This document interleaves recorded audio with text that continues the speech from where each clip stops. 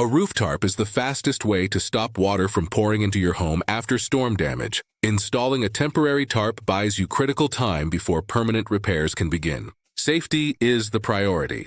Always inspect the roof for structural damage before climbing. If the decking feels soft or shows visible sagging, call a professional contractor immediately. Never attempt to tarp a roof during a storm or high winds. Wait for calm, dry conditions. Always work with at least one person assisting from the ground and use a secure ladder. Select a heavy-duty polyethylene tarp, ideally 12 to 16 mm thick. Your tarp should extend at least 4 feet beyond the damaged area on all sides to ensure complete protection.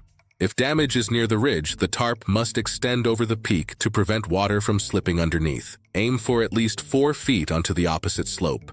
Before installing, clear all debris like loose shingles or branches that could puncture the tarp. This also ensures a flat surface for a better seal. The most secure method is the board sandwich.